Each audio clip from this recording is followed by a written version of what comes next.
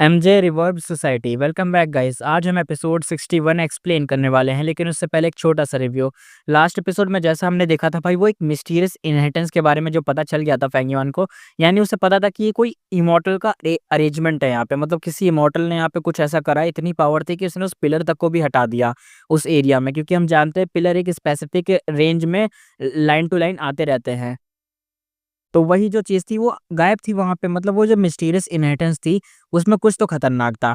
उसे एक प्रॉब्लम पता चली थी और लास्ट में यही हमने खत्म कर दिया था अपना एपिसोड। तो वहीं से स्टार्ट करते हैं कि वो प्रॉब्लम, उस प्रॉब्लम के बारे में फेंगयॉन सोचते हुए दिखाया जाता है।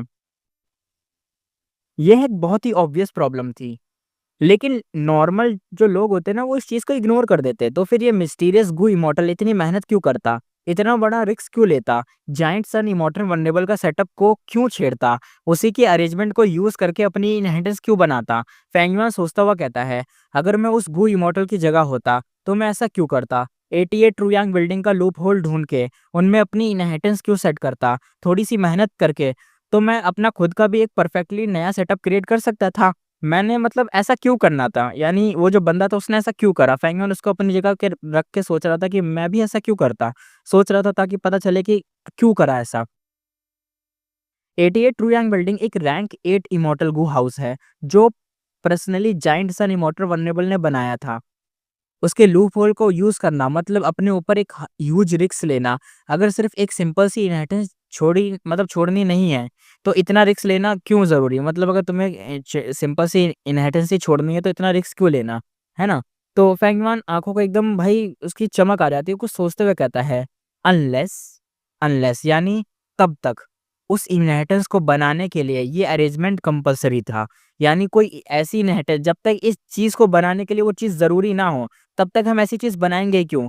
यानी जो इनहेरिटेंस उसने छोड़ी, उसको ये जो इनहेरिटेंस छोड़नी थी, वो ये ज़रूरी था उसे बनाना। बिना इसके बनाए वो छोड़ नहीं सकता था अपनी इनहेरिटेंस, यानी इसको ज़रूरी था।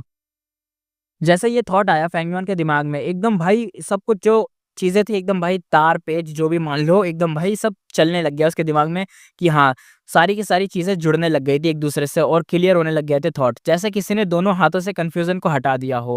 ह्यूमन बीइंग्स कभी बिना रीज़न के कुछ नहीं करते। जब तक कोई इतना बड़ा रिस्क लेता है, तो उसके पीछे कोई बड़ा टारगेट तो होता है। हो सकता है गू इमॉर्टल को जायंट सन इमॉर्टल वल्नरेबल पसंद नहीं था या उससे कोई दुश्मनी हो, लेकिन जायंट सन इमॉर्टल वल्नरेबल तो हज़ारों साल पहले ही गुज़र चुका। तो ये इमोशनल वाली थ्योरी ऑलमोस्ट ज़ीरो चांस पे चली जाती है। इमोशंस को हटा दो तो बस एक ही चीज़ बची, वो है फ़ायदा। फेंगयुआन डीपली सोचता हुआ कहता है, इस फ़ायदे के लिए उस मिस्टीरियस गू इमॉर्टल ने जानकर ये इतना मतलब खतरा उठाया, जायंट सन के सेटअप को छेड़ा। पर वो चाहता क्या था? मतलब क्या चाहता था वो बंदा? चाहते क्या थे वो बंदे? 88 ट्रू यांग बिल्डिंग को यूज़ करके क्या करना था उन्हें? ये सोचकर फेंगयुआन को लांग या लैंड स्पीड से मिली इन्फो याद आ गई। वो इन्फो उसने हजारों बार पढ़ ली थी। इवन इंपीरियल कोड कॉन्टेस्ट के बैटल के एक दिन पहले वो कंटिन्यूअसली उसी इन्फो को स्टडी कर रहा था। इतनी बार पढ़ने के बाद भी जब भी वो दोबारा पढ़ता, याद करता, तो उसका दिल रिस्पेक्ट से भर जाता। 88 ट्रूयांग बिल्डिंग की क्रास मतलब ये क्राफ्टमैनशिप थी ना, लिटरली एकदम माइंड ब्लोइंग थी। वो डिज़ाइन एक फैंटेसी लगती थी, पर रियल थी, एक सच्चा मिरेकल। ये बिल्डिंग असल में एक इमॉर्टल गू हाउस थी। जाइंट सन इमॉर्टल वल्नरेबल ने अपने डिसेंडेंट के लिए फ्यूचर सिक्योर करना चाहा, तो उन्होंने खुद लॉन्ग हेयर इंसेक्टर के पास जाके रिक्वेस्ट की, एक ऐसी एवरलास्टिंग यानी इतने सालों साल यानी हजारों साल चलने वाली इनहेरिटेंस ट्रेजर रिफाइन करने के लिए। जाइंट सन की डिमांड इतनी हाई थी कि लॉन्ग हेयर इंसेक्टर को ऑलमोस्ट 100 दिन तक दिमाग घुमाना पड़ा। आइडिया के लिए लिटरली एकदम पेन लेना पड़ा। एक दिन एक सट उसने एक यूनिक मेथड सोचा। वो इमॉर्टल गू हाउस इतना ह्यूज था कि एक पीस में रिफाइन करना इम्पॉसिबल था, तो उसने सेकंड बेस्ट ऑप्शन चूज करा। उसे डिवाइड कर दिया कुछ काउंटलेस छोटे-छोटे टावर्स में। ये छोटी टावर्स की क्वांटिटी इतनी ज़्यादा थी कि वो 10 साल तक वाइल्ड गू वर्म को अट्रैक्ट करते रहें। जैसे ही वो 10 साल क्लोज़ आएँगे, टावर एक-एक करके एकदम श्रिंक हो जाएँगे, दब जाएँगे और उसके अंदर के जो वाइल्ड गू वर्म होंगे, वो सारे के सारे सैक्रिफाइस होने लगेंगे और सेम टाइम पे वो बाहर के स्नो स्टॉर्म के साथ रेसोनेट करके एक हेवनली पावर बनाता था। ये हेवनली पावर धीरे-धीरे कंडेंस होता और एक लेयर बनाता 88 ट्रूयांग बिल्डिंग की। एक लेयर पहले, फिर दूसरी, फिर तीसरी और इसी तरह फाइनली वो पूरी बिल्डिंग तैयार होती जाती।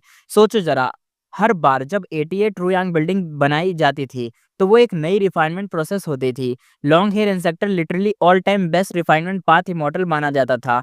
उसका गो रिफाइनमेंट लेवल एकदम भाई डिवाइन रियल्म था, मतलब डिवाइन था यार, डिवाइन समझ जाओ, डिवाइन बहुत पावरफुल।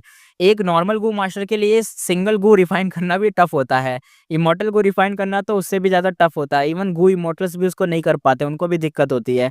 लेकिन लॉन्ग हेयर इंसेक्टर ने वो लेवल क्रॉस कर लिया था, परफेक्शन लेवल तक आ चुका था। पर क्या 88 ट्रू यांग बिल्डिंग का रिफाइनमेंट कंप्लीटली सक्सेसफुल था? सच तो ये है नहीं, यानी वो सक्सेसफुल नहीं था। अगर स्टैंडर्ड अप्लाई करें तो एक ट्रूली कंप्लीट 88 ट्रू यांग बिल्डिंग वो होती है जो एंटरली ब्लेस्ड लैंड में खड़ी रहे, सेक्रेट प्लेस के ऊपर एकदम टावर की तरह। लेकिन वो स्टैंडर्ड इतना ज़्यादा एक्सट्रीम था कि जब जायंट सन ने पहली बार ये बोला, लॉन्ग हेयर इंसेक्टर का चेहरा एकदम से टाइट हो गया। उसने बोला अगर ये रिफाइनमेंट सच में कंप्लीट हो जाए तो ये इमॉर्टल गो हाउस रैंक 9 लेवल का हो जाएगा। अब समझो रैंक 9 इमॉर्टल गो का मतलब क्या होता है। वो गो जिनके नाम ही लेजेंड्स हैं, यानी लेजेंड्स में नाम आते हैं, जैसे स्ट्रेंथ गो, विजडम गो, फेथ गो, यानी जो सबसे सबसे पुराने और सबसे पहले गो आए थे, ये होते हैं रैंक 9 के गो। यानी जो फेथ गो है, रेंज़ो की कहानी में तुमने सुना ही होगा, फेथ गो, विज़डम गो, ये जितने भी गो थे ना, ये इनको कोई मतलब ये कंप्लीट गो था और एक सबसे पावरफुल गो था। इसके सब होते हैं, मतलब होते नहीं कि गो को अगर तुम रिवर्स रिफाइन करो तो उसके अंदर से टुकड़े निकलते हैं। तो वो टुकड़े होते हैं, जितने भी गो है ना आज आज के टाइम पे, वो किसी ना किसी मतलब कोई तो टुकड़ों से बना है। अगर टुकड़ों से नहीं भी बना है ना, तो उसे अगर कंप्लीट होना है तो मान लो रैंक 9 तक का पहुँचने के लिए, यानी एक पावरफुल गो हम जो एकदम बिल्कुल बेस्ट हो, जैसे होता है ना स्ट्रेंथ गो, विज़डम गो, फेथ गो, जो ट्रूली भाई बहुत पावरफुल होते हैं। ऐसे मान लो कि इनको बनाने के लिए ना भाई, इनको बनाने के लिए बहुत ही ज़्यादा मतलब रिसोर्स, टाइम, एक लॉन्ग हेयर इंसेक्टर भी बना सकता था, लेकिन शायद उसने बनाया नहीं। अभी तक हमें इन्फॉर्मेशन पता तो नहीं चली है, लेकिन हमें आगे पता चलेगा। लेकिन बस इतना समझ लो कि जो रैंक 9 इमॉर्टल गो होता है ना, वो भाई ए ऐसा मान लो कि भाई मैं शब्द नहीं है मेरे पास, बस ऐसा मान लो जैसे विज़डम गो, फेथ गो होते हैं ना, ऐसे टाइप का बस। ये इमॉर्टल गो के प्राइसलेस होते हैं और वो दुनिया में वैनिश भी हो चुके हैं, सिर्फ़ उनकी कहानियाँ ही बाकी हैं रेंज़ो में। जैसे कि रैंक 9 का इमॉर्टल्स को वल्नरेबल का टाइटल दिया जाता है ना, जो रैंक 9 के होते हैं वल्नरेबल कहा जाता है। पूरी हिस्ट्री में सिर्फ़ 10 ही ऐसे रैंक 9 के गो इमॉर्टल्स आए हैं, और वो भी किसी भी रैंक 9 इमॉर्टल गो जो हाउस था ना ऐसा वाला, उसके पास एग्ज़िस्ट नहीं करता था, वो भी रैंक 9 का। यानी जितने भी थे उनके पास गो हाउस थे, रहने के लिए, कुछ भी करने के लिए थे, जैसे होंगे, लेकिन रैंक 9 का किसी के पास भी था। यानी जितने भी वल्नरेबल्स थे हिस्ट्री में 10 के 10, उनमें से किसी के पास भी रैंक 9 का गो हाउस नहीं था। पर जायंट सन इमॉर्टल वल्नरेबल फिर भी अपने डिमांड पे बना रहा। लॉन्ग हेयर इंसेक्टर को फाइनली हाँ बोलनी पड़ी, इमॉर्टल वल्नरेबल का फ़ियर रियल था। उसने एक जुगाड़ निकाला, एक रैंक 9 इमॉर्टल गू हाउस जो सिर्फ़ थोड़े टाइम के लिए एग्ज़िस्ट कर सकता है, बनाया। और इसी तरह 88 ट्रू यांग बिल्डिंग बना, जो रैंक 8 रियम तक रुक गया। जायंट सन इमॉर्टल वल्नरेबल इनिशियली इसे सैटिस्फाई तो नहीं हुआ, लेकिन जब उसने उस बिल्डिंग को प्रॉपर्ली इंस्पेक्ट किया तो उसकी पूरी थिंकिंग चेंज हो गई। उसने खुशी से कहा, 88 ट्रू यांग बिल्डिंग के अंदर एक सीक्रेट छुपा है। एक मॉर्टल गू इमॉर्टल कैसे बन सकता है? कि अब ये लाइन क्यों बोली उसने, यानी समझ रहे हो, एक मॉर्टल गू इमॉर्टल कैसे बन सकता है? क्योंकि मॉर्टल को गू इमॉर्टल बनने के लिए एक बड़ा हर्डल क्रॉस करना पड़ेगा, यानी बहुत बड़ा ऑब्स्टेकल टाइप का मान लो, जिसे कहते हैं 3 एलिमेंट्स, एलिमेंट्स ऑफ हेवन। यानी पहला ऊपर का आसमान, मिस्टीरियस और माइटी। दूसरा एलिमेंट होता है एलिमेंट ऑफ अर्थ, नीचे की जमीन, स्टेबल, डीप और बहुत विरटियोस। और एलिमेंट 3, एलिमेंट ऑफ मैन, बीच में आदमी, सब कुछ जोड़ने वाली स्पिरिट, खुद को इवॉल्व करने की इच्छा। ये होती है 3 स्पिरिट, तभी वो इमॉर्टल बन सकता है। मॉर्टल एक छोटी सी चींटी की तरह होता है, सिर्फ जब वो हेवन और अर्थ के साथ कनेक्शन बनाता है तभी वो अपने मॉर्टल फॉर्म से फ्री हो सकता है और एक फंडामेंटल ट्रांसफॉर्मेशन कर सकता है। और यही 3 एलिमेंट्स 88 ट्रू यांग बिल्डिंग का फॉर्मेशन में डायरेक्टली यूज हुए थे, यानी इमॉर्टल के लिए, मॉर्टल के लिए नहीं। ठीक है, तो इसलिए कह रहा था यहाँ पे। और इसी तरह इंपीरियल कोड कॉन्टेस्ट का जो मकसद था वो था मैन एलिमेंट को स्प्रेड करना, यानी जो 3 एलिमेंट्स में से एक एलिमेंट था मैन वाला, तो वो मैन एलिमेंट को स्प्रेड करना इंपीरियल कोड कॉन्टेस्ट का मकसद था। दूसरा, 10 साल का ब्लिजर्ड एक क्रूल और विशियस हेवन का एलिमेंट था, यानी दूसरा एलिमेंट भी हो गया। और छोटी छोटी टावर्स जो धरती में डूब रही थी, वो तीसरा एलिमेंट था जिसे ब्लेस्ड लैंड के अर्थ एलिमेंट का यूज कर रही थी। तीनों एलिमेंट्स, हेवन, अर्थ और मैन, जब एक हो जाते हैं तब एक मॉर्टल इमॉर्टल बन सकता है। ये 3 एलिमेंट्स मिलके ही 88 ट्रुयांग बिल्डिंग का फॉर्मेशन करते हैं, जो नॉर्थर्न प्लेन्स के रिसोर्स को लूटता है और हुआंग जिन फैमिली के सुपर ट्राइब्स को उठने में हेल्प करता है। और इसी इसी वजह से जायंट्स और इमॉर्टल वल्नरेबल का इन्फ्लुएंस काउंटलेस सालों तक कभी खत्म नहीं हुआ। फैंगवन कहता है, रुको जरा, डोंट टेल मी। फैंगवन का बॉडी हल्का सा कांप गया, उसकी आंखों में एक शार्प लाइट चमक उठी। फैंगवन कहता है, जो छोटी टावर है वो 88 ट्रुयांग बिल्डिंग का ही पार्ट है, और जिस मिस्टीरियस गु इमॉर्टल ने डी कोई इनहेरिटेंस सेट किया था, उसने एक छोटी टावर तोड़ दी और वहां एक होल बना दिया। फैंगवन कहता है, और जब वो होल बना तो 88 ट्रुयांग बिल्डिंग के रिफाइनमेंट के प्रिंसिपल के हिसाब से एक बैकफ्लो होना चाहिए था हेवनली पावर का, सॉरी, जो एक नई छोटी टावर बनाता।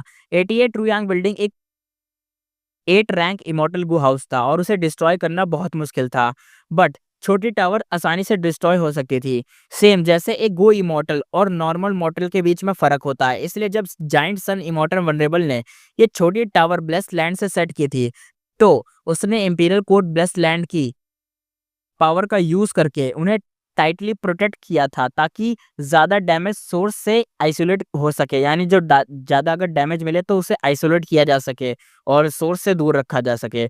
लॉन्ग हेयर इंसेक्टर, जो नंबर 1 रिफाइनमेंट पाथ इमॉर्टल था, उसने नेचुरली ये पॉसिबिलिटी भी सोची थी कि छोटी टावर डिस्ट्रॉय हो सकती है। इसलिए हर 10 साल में जब 88 ट्रुयांग बिल्डिंग का मेन बॉडी फॉर्म होता है, उस टाइम पे पहले हेवनली पावर का बैकफ्लो होता है।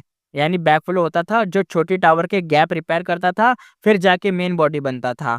बट फैंगयुआन कहता है, डी क्यू इनहेरिटेंस काफी सालों पहले सेट हो चुका था, लेकिन उसके ऊपर वाली छोटी टावर अब तक रिपेयर नहीं हुई। और ऊपर से इस मिस्टीरियस गु इमॉर्टल ने कोई ऐसा मेथड यूज किया जिससे उस गैप को सील किया गया और 88 ट्रुयांग बिल्डिंग को एकदम से भाई कुछ नहीं करा, गिरा दिया गया एक तरीके से। पूरी बिल्डिंग नहीं, उस जो टावर को हटा दिया गया, गिरा दिया गया, मतलब 88 ट्रुयांग बिल्डिंग की बेइज्जती कर दी गई यहाँ पे। फेंगीवान कहता है, अब समझ आया, ये सब कुछ इसलिए किया गया था, मतलब ये सब कुछ किया गया था ताकि जो हेवनली पावर 88 ट्रुयांग बिल्डिंग में कंडेंस होती है उसका यूज किया जा सके। फेंगीवान कहता है, light in the soil shine up to the 100,000 feet high, swimming in the sky for 100 li, praising palm fragrant snow. फेंगीवान कहता है, लगता है ये सीक्रेट फेस गू रिफाइनमेंट का मेथड है। एक्चुअली फेंगीवान ने पहले भी इसका गेस किया था, लेकिन उस टाइम पे उसका सॉलिड प्रूफ नहीं था। अभी भी ये सिर्फ एक गेस ही था, बट उसने टेस्टिंग और प्रोबिंग करके काफ़ी ज़्यादा कॉन्फिडेंस गेन कर लिया था कि भाई ये कुछ ना कुछ रेसिपी वाला ही है। ये रेसिपी देखो, ये ऐसी टाइप की रेसिपीज़ होती हैं, यानी जो रेसिपी होती है ना ऐसे टाइप की होती है, मतलब एक तरीके से शायरी, कोई लाइन, कोई कविता की तरह उसको ही समझ के तुम्हें रिफाइन करना पड़ता है। जैसे हमने वो वाली रेसिपी नहीं देखी थी सेकंड प्राइमरी गो के 3 किंग्स इनहेरिटेंस के अंदर, वैसे टाइप में ये वाली भी रेसिपी थी, जो बस कविता में थी। जिस ओट टर्टल वाली स्पिरिट ने फेंगवन को बताया था, तो फेंगवन रिफाइन कर रहा था, याद होगा आपको वही चीज़। आगे देखते हैं।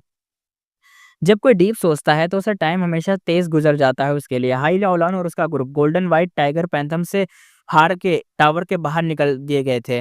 किसी भी शक को अवॉइड करने के लिए फेंगयुआन को ग्लास ओनर टोकन यूज करना पड़ा ताकि वो टावर से बाहर आ सके।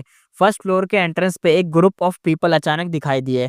गार्ड कहता है, वो आ गए। लॉर्ड वापस आ गए। गार्ड दोबारा कहता है, सबऑर्डिनेट ग्रीट करते हैं लॉर्ड ट्राइब लीडर को और जितने भी लॉर्ड्स हैं सबको।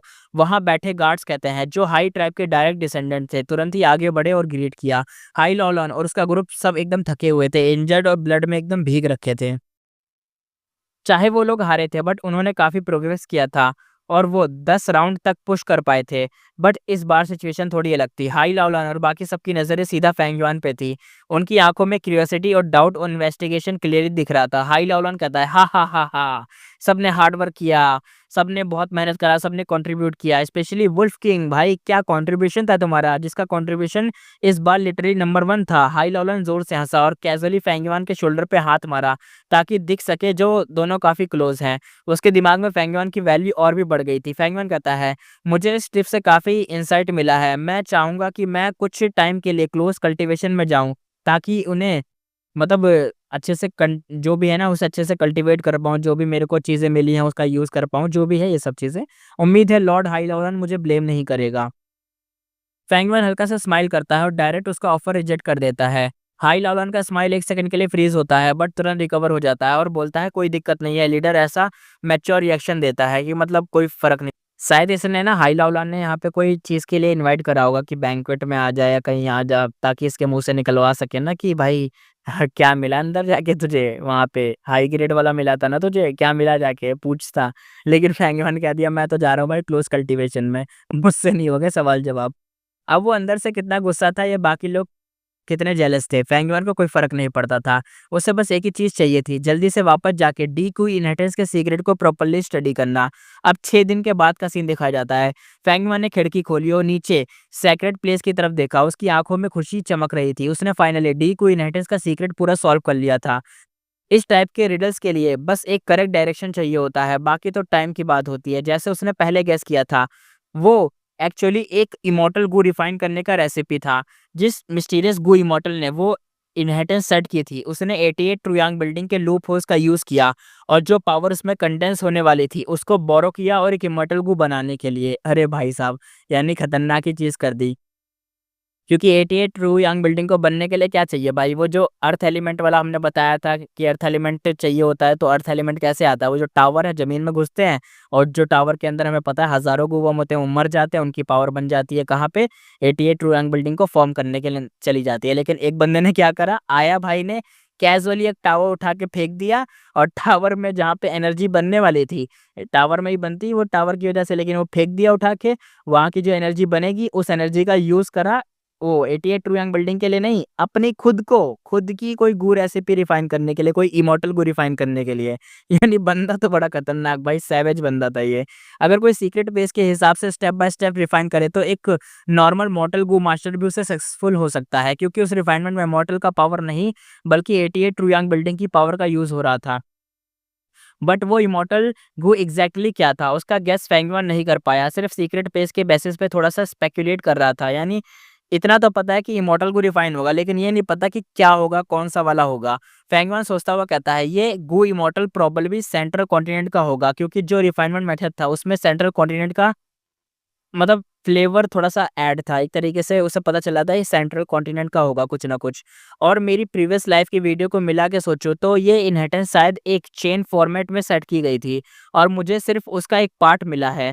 पिछली लाइफ़ में सेंट्रल कॉन्टिनेंट के गो इमॉर्टल ने प्लान बनाया था कि 88 ट्रुयांग बिल्डिंग के लूप होल का यूज़ करके अंदर घुस जाएँ।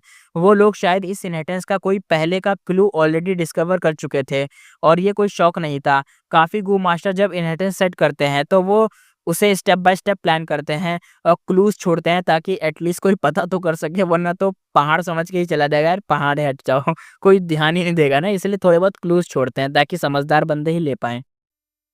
अगर कोई वर्दी होता है तो वो पूरी इनहेरिटेंस से इनहेरिट कर सकता है और कोई वीक निकलता है तो सिर्फ थोड़ा-सा बेनिफिट मिलता है। सेंट्रल कॉन्टिनेंट वाले इमॉर्टल शायद सिर्फ पहला पार्ट जानते थे, बाद का पार्ट नहीं।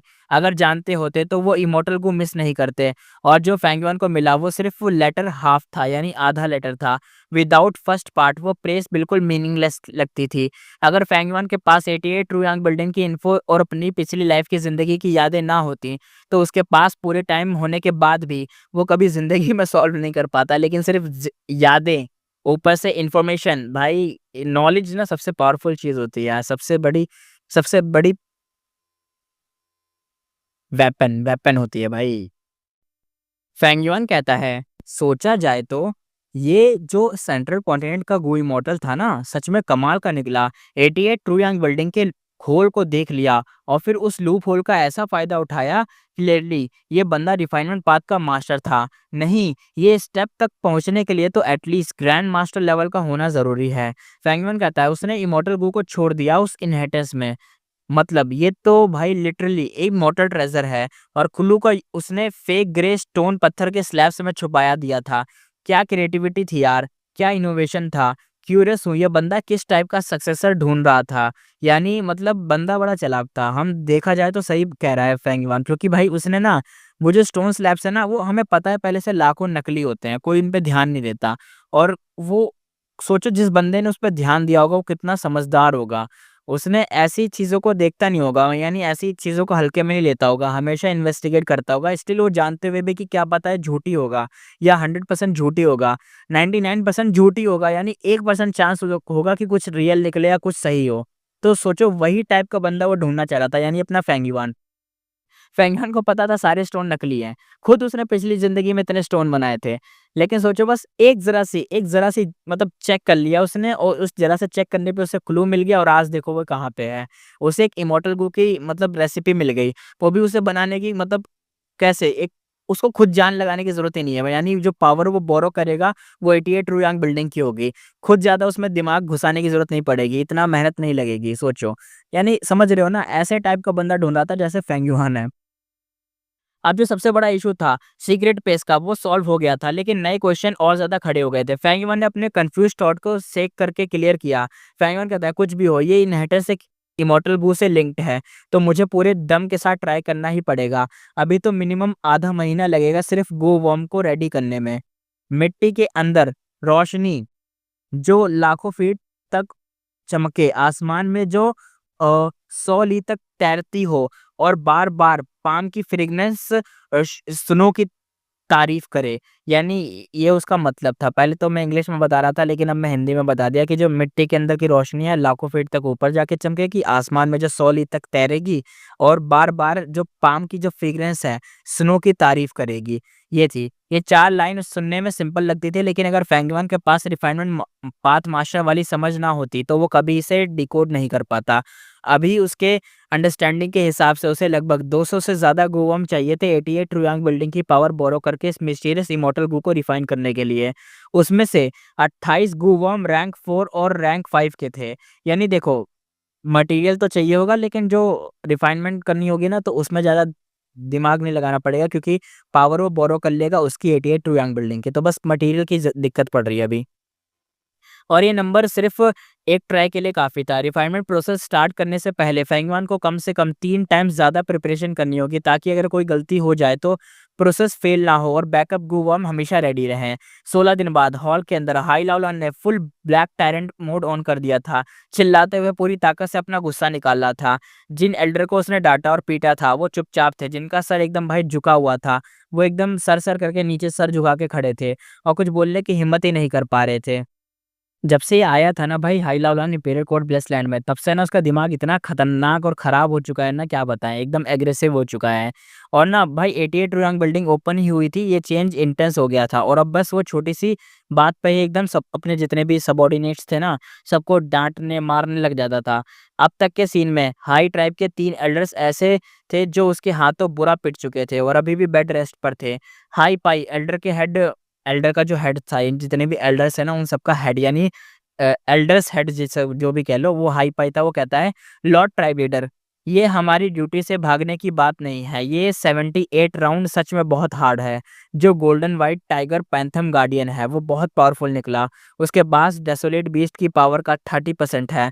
हमारे मॉर्टल बॉडीज़ के साथ जितना भी ट्राई करें, हम उसे सिर्फ डिस्ट्रैक्ट ही कर सकते हैं। डैमेज प्रॉपर देना मुश्किल है और जब वो टाइगर अटैक मोड में आता है, तो हमारे गू मास्टर उसके सामने टिक ही नहीं सकते।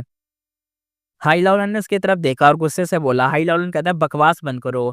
Golden white tiger panther powerful ज़रूर है, लेकिन अगर हम सब मिलके लड़ाई करें तो सैक्रिफाइस से ना डरें, तो टाइम लिमिट के पहले उसे हराया जा सकता है। तुम सब लोग बस भाई बहाने दे रहे हो।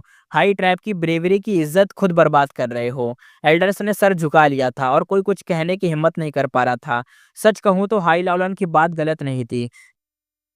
पहले भी उन्होंने गोल्डन व्हाइट टाइगर पैंथम का सामना किया था। अगर सच में सब लोग अपनी जान की परवाह ना करें और सिर्फ सैक्रिफाइस कर दें, तो भाई जीत जाएँगे। और किसी से कैनन यानी किसी न किसी को आगे भेज के उसे कैनन फॉडर बनाकर यानी उसका बस ऐसे ही कि जा तू मर जा, तेरी कुर्बानी से हम जीत जाएँगे, तो ऐसा टाइप का करके, तो मौका बन सकता है। तो टाइम के साथ-साथ अटैक बिल्ड होता और जो गोल्डन व्हाइट टाइगर पैंथम भी है ना, वो भी चला जाता है, यानी मर जाता है, गिर जाता, जो भी कह लो, हार जाता। लेकिन ग्राउंड रियलिटी ये थी कि जब भी वो टाइगर अटैक करता तो सब लोग अपनी जान बचाने के चक्कर में पीछे हट जाते और किसी में आगे बढ़ने के दम ही नहीं होता और इसी वजह से हाई लाउन का प्रोग्रेस 88 रुयांग बिल्डिंग में इस राउंड पे रुक गया था। आगे बढ़ना एकदम इम्पॉसिबल हो गया था।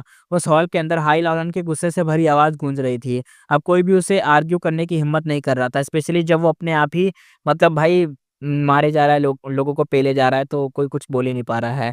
और फिर एक और बार अपना गुस्सा निकालने के बाद हाई लॉलन ने मेन सीट पे बैठ के ठंडे से एक्सप्रेशन के साथ देखा। उसके अंदर से गुस्सा अभी भी एकदम उबल रहा था, स्पेशली जब वो चुप बैठ के एकदम सर झुकाए हुए एल्डर को देख रहा था। उसका दिल और ज़्यादा खराब हो रहा था, दिमाग भी खराब हो रहा था।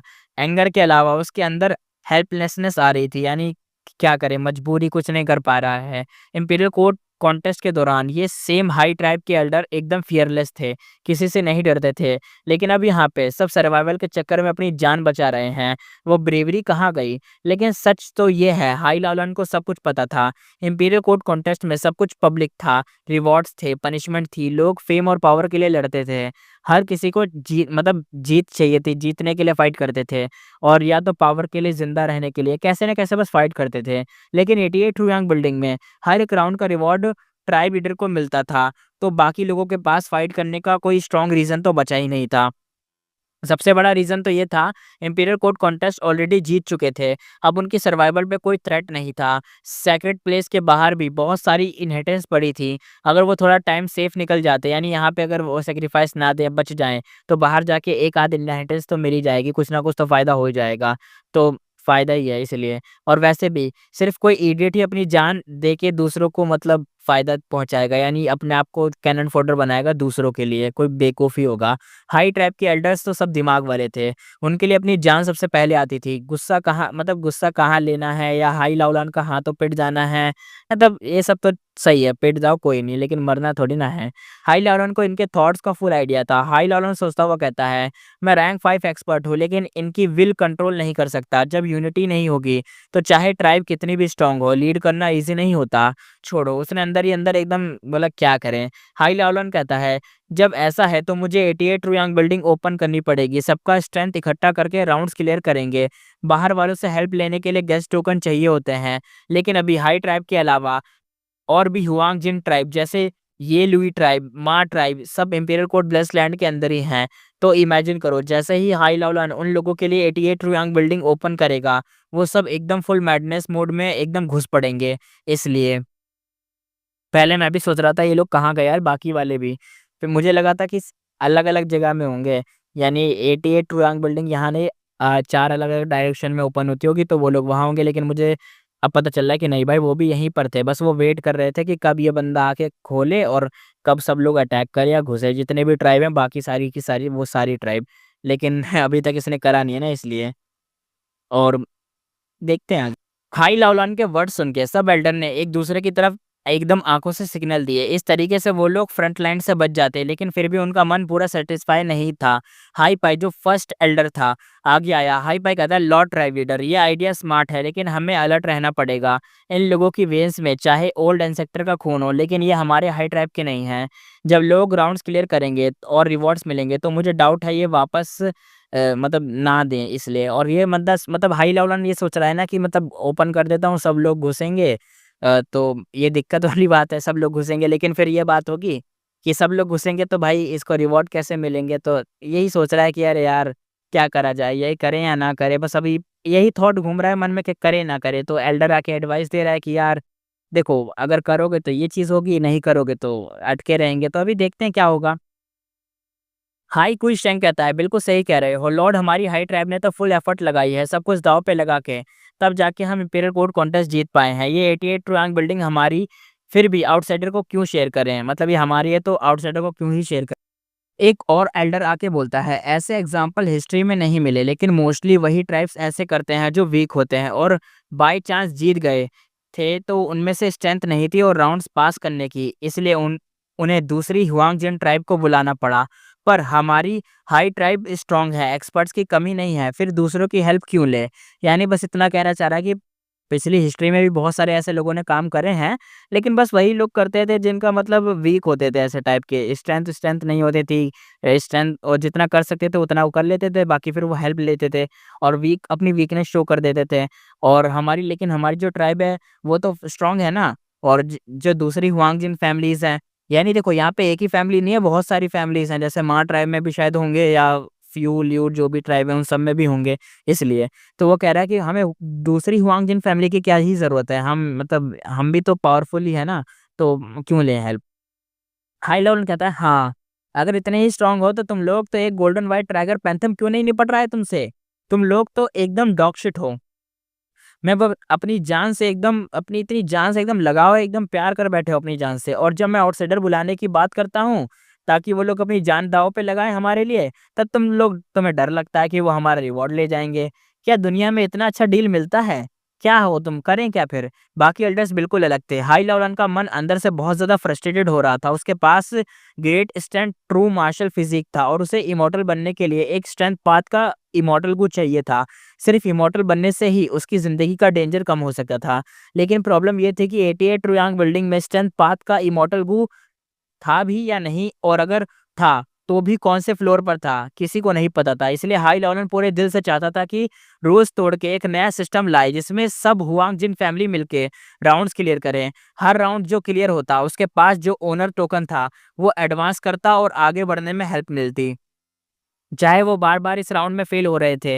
हाई लॉलन इसको मौका समझ रहा था। उसने सिचुएशन का यूज़ किया और भी ज़्यादा ड्रामा क्रिएट किया और गुस्से भरे शोर में पूरा हॉल एकदम गूंज उठा। लोगों के कान बजने लगे।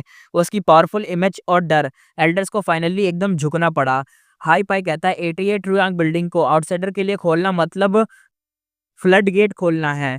जब फ्लो शुरू होगा तो फुल कंट्रोल निकल जाएगा हाथों से। मैं सजेस्ट करता हूँ कि कुछ लिमिट्स रखें। वुल्फकिंग चांगशनेन हमारे सामने जिंदा एग्जाम्पल है। ये लाइन बोलते ही पूरे हॉल में हंगामा मच गया। किसी ने गुस्से से बोला, सही कहा, वुल्फ किंग तो एकदम ग्रीडी निकला, सब कुछ खुद लेके रख लिया। अभी तो वो बंद होके कल्टीवेशन में घुस गया होगा, अंदर ही अंदर हंस रहा होगा। किसी ने सरकास्टिकली बोला, 88 रुयांग बिल्डिंग में हाई ट्राइब का है, यानी 88 रुयांग बिल्डिंग हाई ट्राइब की है। हमने उसको राउंड क्लियर करने दिया क्योंकि उस पर भरोसा किया। उसने रीपे किया है? रीपे भी नहीं करा। डॉग शिट नॉर्थर्न प्लान्स का हीरो, एक नंबर का थैंकलेस चोर निकला।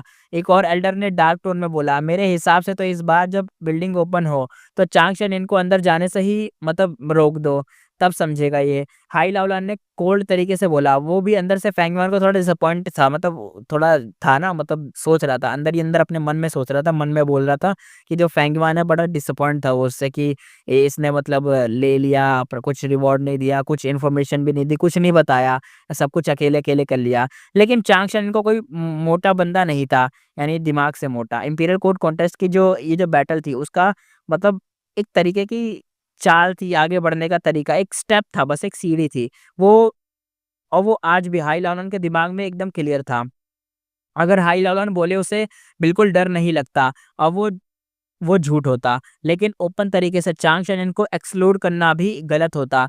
सिर्फ यानी ऐसे माइंडेड मतलब ये जो माइंडनेस या जो भी तुम्हारे माइंड में चल रहा है ये नहीं दिखाता, बल्कि अगर वुल्फ किंग ऑफेंड हो गया तो चाहे वो कुछ ना करे, उसके पास पूरा अज़ूरे वुल्फ ग्रुप है। हम जानते हैं भाई अज़ूरे वुल्फ ग्रुप बहुत पावरफुल है, ऐसे ही नहीं है, और उसको कंट्रोल भी। और तुम जानते हो पूरी जो 88 रियांग बिल्डिंग है, यानी जो सेक्रेट प्लेस है पूरा जायंट सन इमॉर्टल का, उसके ठीक सामने ना भाई पूरा वुल्फ ग्रुप खड़ा पड़ा है और क्वांटिटी तो बहुत ज़्यादा है।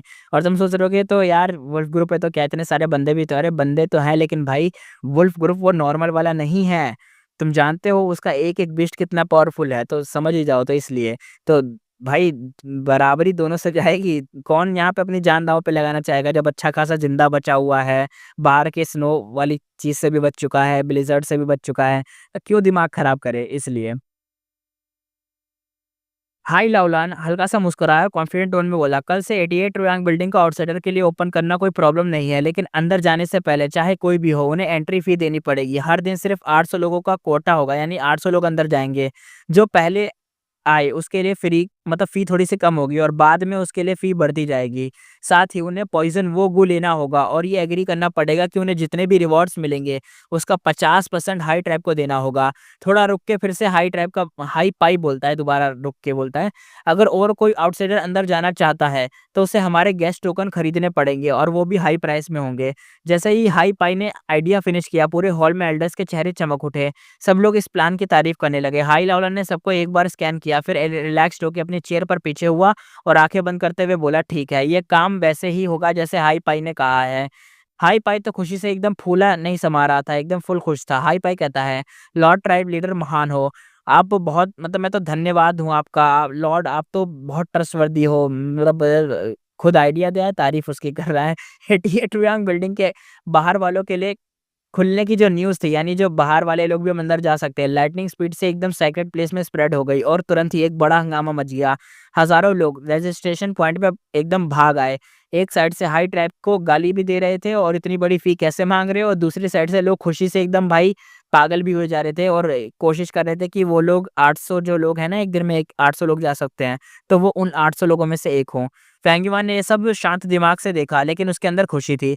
अभी के लिए डी कोई इनहेरिटेंस उसका सबसे बड़ा टारगेट था। अगर हाई लॉलन खुद उसे बुलाता भी, तो भी वो ज़्यादा इंटरेस्टेड नहीं होता। लेकिन अब उसका फ़ोकस 88 रैंक बिल्डिंग पे था, तो ये परफेक्ट टाइम है मूव लेने का।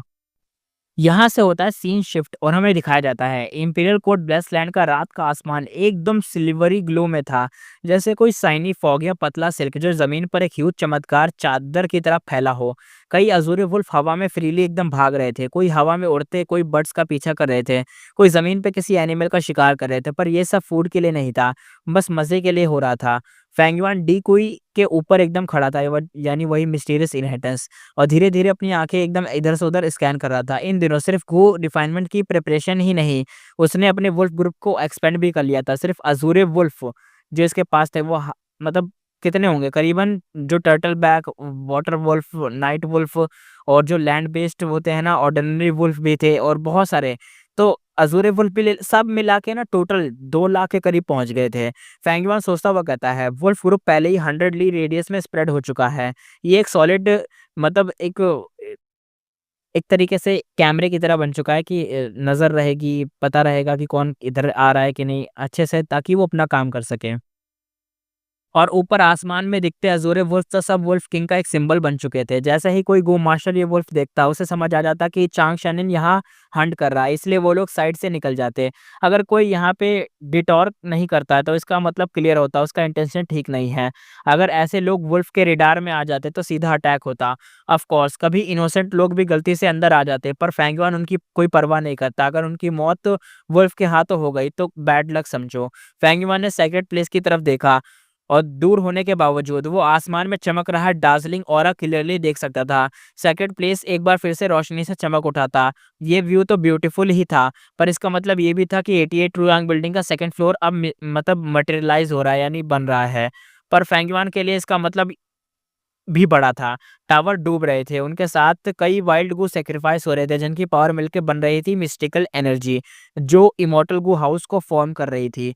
वो जो अरोरा आसमान में था, वो इसी पावर को बिल्डअप था और उस लिमिट तक पहुँच गया था, जहाँ से क्वालिटिव चेंज हो सकता था। फेंगयुआन सोचता हुआ कहता है, डी कोई इनहेरिटेंस को ओपन करने के लिए मुझे इस मिस्टिकल पावर का यूज़ करना पड़ेगा और इस फ्लो को रिवर्स करना पड़ेगा। फेंगयुआन स्माइल करते हुए कहता है, हाई लाओलान ने पर्पसली 88 रैंक बिल्डिंग को पब्लिक के लिए ओपन कर दिया ताकि राउंड्स कंप्लीट हो सके। अब सबका ध्यान उस बिल्डिंग पे है और सब गू मास्टर यहाँ इकट्ठा हो गए हैं। This is the perfect moment for me for open the inheritance, यानी जो इनहेरिटेंस है इसको ओपन करने के लिए। उसकी आंखों में एक अलग सी शाइन थी। स्माइल के साथ उसने बिना टाइम वेस्ट किए एक्शन लिया था। फैंगमैन कहता है गो। उसने अपने भाई एकदम जितने भी हाथ आगे से बढ़ाया और 36 गू वर्म्स उसके प्राइमसी से बाहर निकले। ये गू वर्म काफ़ी यूनिक शेप के थे, बहुत छोटे और फिंगर नेल के आधे साइज़ के थे और शेप एकदम 5 पॉइंटेड स्टार जैसा था। हल्का-सा मिल्की व्हाइट ग्लो निकल रहा था। ये रैंक 1 लिटिल लाइट गू थे। ये काफ़ी famous light path assistant type Gu थे। जैसे ही फैंगमैन ने विल किया, ये लाइट गू डी कुई के केव में एंटर हो गए और केव का अंधेरा एकदम से हट गया। फिर उसने 13 लाइट फेस फेंसेस गू समन किए। ये रैंक 3 लाइट पाथ के थे। सब एक्टिवेट होते हैं। ये फेंसेस बन के किसी भी टारगेट को ट्रैप कर सकते थे। लाइट फेंसेस गू भी केव में अंदर हो गए, लिटिल लाइट गू के साथ मिक्स हो गए, बट अभी कोई नोटिसेबल चेंज नहीं हुआ था। फेंगमैन हल्का सा मुस्कुराया, उसने हाथ हिलाया। अब रैंक 3 के 5 लाइट पाथ के गू निकले। पहला था रैंक फ्लैश गो स्पीड बूस्ट के लिए, दूसरा था अनलिमिटेड स्प्रिंग लाइट गो हीलिंग के लिए और तीसरा था हेवन ब्लेजिंग स्पार्क गो। और ये 3 थे रैंक 5 के गो, यानी तीनों यूज करे रैंक 5 वाले। सोच रहे हो, रैंक 5 के 3 गो यूज कर दिए। लाइटनिंग फ्लैश गो ने ब्लू ग्लो के साथ गेम में एंट्री ली और एकदम इलेक्ट्रिक फ्लैश हुआ। डी कुई में अब फाइनली थोड़ा सा रिएक्शन दिखा। जैसे ही मैकेनिज्म अनलॉक हुआ, जमीन और मिट्टी एक्सपेंड होने लगे और कनेक्शन बनाने लगे। ब्लू लाइटनिंग से पहले वाले लिटिल लाइट गू को डिस्ट्रॉय कर दिया। अब एक लाइट ब्लू ग्लो हुआ और बहुत ही पावरफुल ऑरा के साथ, पर उसी टाइम लाइट फेंसेस गू एक्टिवेट हो गए और एक फेंस बनाकर ब्लू लाइटनिंग को ट्रैप कर दिया। ब्लू लाइट भाग रहा था, पर तब तक अनलिमिटेड स्प्रिंग लाइट गू ने जेड ग्रीन ऑरा रिलीज किया और एकदम सॉफ्ट और वाटर जैसा। इसने ब्लू लाइट को एकदम सप्रेस किया और एक सेलमेट बना दिया। उसके बाद हेवन ब्लेजिंग स्पार्क गो ने एक ब्राइट रेड लाइट में कन्वर्ट होके ग्रीन और ब्लू दोनों औरास को एकदम पियर्स कर दिया और केव के अंदर घुस गया। एक लाउड बूमिंग साउंड आई और इस केव का एंट्रेंस धीरे धीरे बंद होने लगा। जमीन के डीप एरिया में तीन अलग अलग लाइट्स मिक्स हो रही थी और इसी ट्रांसफॉर्मेशन में जो फैंगवन डिस्क्राइब भी नहीं कर पा रहा था, उसने ये देखा और उसका हार्ट थोड़ा रिलैक्स हो गया। फैंगवन सोचता हुआ कहता है, ये वही है, लाइट इन द सॉइल वाली क्लू का पार्ट यही था। वो पहले से 80% श्योर था, पर फिर भी उसने थोड़ा डाउट था क्योंकि उसके पास इनहेरिटेंस का सिर्फ हाफ, मतलब सेकंड हाफ ही क्लू था, फर्स्ट वाला नहीं था। पहला हाफ तो सेंट्रल कॉन्टिनेंट के गुई मॉडल के पास था, पर सेकंड हाफ में ये मेथड मेंशन था इनहेरिटेंस को ओपन करने का। अपने रिफाइनमेंट मास्टर के एक्सपीरियंस और 88 ट्रुयांग बिल्डिंग की इंफॉर्मेशन यूज करके फैंगवन ने कोड डिकोड किया और इस इनहेरिटेंस को हाफली स्क्रैच करने का चांस ले लिया। 1 घंटे के बाद जमीन के नीचे से आने वाली आवाज धीरे धीरे हो गई, पर साउंड तो धीरे धीरे था लेकिन फिर भी था। पर ग्राउंड अब थोड़ा बहुत गर्म होने लग गया था। चाहे फैंगीमान ने नॉर्थन प्लेन्स के डियर लेदर शूज पहने थे, वो गर्माहट फील हो पा रही थी। केव का होल धीरे धीरे ओपन हुआ, लाइट गायब हुई और अंदर से सिर्फ डार्कनेस था। फैंगीमान एक्साइटेड हो गया। लाइट इन द सॉइल के बाद आता है shine up to the 100,000 feet high. अगर इस लाइन को मतलब थोड़ा लिया जाए तो एक बड़ा मिस्टेक हो जाता। ये एक क्वाड टेस्ट था गो मास्टर की रिफाइनमेंट एबिलिटी को टेस्ट करने के लिए। ये एक रिफाइनमेंट पाथ रिलेटेड हिंट था और shine up to the 100,000 feet सिर्फ एक सिनेरी का डिस्क्रिप्शन नहीं बल्कि रिफाइनमेंट के स्टेप बनाता था। फैंगवान चिल था, उसने एकदम अच्छे से सोच समझ के एक्शन लिया। 2 defensive rank 5 shine black spike Gu लिए, 3 इन्वेस्टिगेटिव हाई ऑब्जर्वेशन गो लिए, एक attack type 10,000 heart piercing arrow Gu लिया और 9 assistant type 9 feet flame Gu लिए। और केव के अंदर से ग्रे येलो स्मोक निकल आ रहा था, लेकिन बाहर नहीं आ रहा था, अंदर ही अंदर था। अंदर से बर्ड्स की चिरपिंग, एरोस की फ्लाइंग और शार्प स्किलिंग साउंड आ रही थी, कोई स्क्रैच कर रहा हो ऐसे टाइप की। ये सीन लगभग 7 मिनट तक चला, फिर वापस डार्कनेस आई और ग्राउंड दोबारा बंद हो गया। केव भी एकदम गायब हो गई। इस बार डी कुई से कोई हीट नहीं आ रही थी बल्कि एक कोल्ड ब्लीज निकल रही थी जो फैंगवान के लेग्स को फ्रीज कर रही थी। उसने एक साइन ऑफ रिलीफ लिया और सेक्रेट प्लेस की तरफ देखा। फैंगवान सोचता हुआ कहता है, अगर मेरी गेस सही है तो सेक्रेट प्लेस अभी क्योस में जाने वाला है। ये जो सेक्रेट प्लेस के अंदर एक साइड ऑफ हॉल में पेड़ों के पीछे छुपा एक सीक्रेट डोर ओपन हुआ। वहां एक व्हाइट हेयर्ड एल्डरली मैन और एक मिडिल एज्ड गू मास्टर बाहर निकले। हाई पाई कहता है, old sir please take care. उसने ताई बाई युनशेंग को सीक्रेट डोर से बाहर छोड़ा और अपने सीन अब वही सीन देखा और धीरे धीरे अपना जो चेस्ट पे ना हाथ मार के बोला, फिक्र मत करो, जब तक मैं हूँ तुम्हें गेस्ट टोकन जरूर मिलेगा। ताई बाई युनशेंग हंसते हुए कहता है, अगर एल्डर हाई पाई प्रॉमिस कर रहा है तो सक्सेस तो पक्की है। ऑफ कोर्स मैं एश्योर्ड हूँ, आप मुझे यहाँ तक छोड़िए, गुड बाय। हाई पाई कहता है गुड बाय। उसने अपने हाथ सीने पे रख के बो किया और ताई बायुशन को जब तक देखता रहा जब तक वो एकदम भाई डिसअपेयर नहीं हो गया। हाई पाई कहता है, इमॉर्टल वंडेबल के इनहेरिटेंस का अट्रैक्शन ही इतना बड़ा है, ताई बायुशन जैसे लोग भी मुझे ब्राइब करने आ ही गए। यानी यहाँ पे रिश्वत दे के अंदर घुसा था ताई बायुशन। जब से हाई लाओला ने 88 ट्रुयांग बिल्डिंग को पब्लिक किया था, तब से जो एल्डर हाई पाई इस प्योर सीन को हैंडल कर रहा था, उसकी पॉपुलैरिटी स्काई हाई हो गई थी। रोज नए लोग उसके चिपके से मिलने आते, कोई अपनी कनेक्शन दिखाता, कोई फ्रेंडशिप का कार्ड खेलता, कुछ लोग तो उसे ब्राइब भी करते और कुछ तो अपने चार्म से इम्प्रेस करने की कोशिश करते। लेकिन जब ताई बायुशेंग उससे मिलने आया, हाई पाई लिटरली एकदम शॉक में चला गया। ताई बायुशेंग का नाम काफी बड़ा था, वो नॉर्थर्न प्लेन्स का नंबर 1 हीलर था।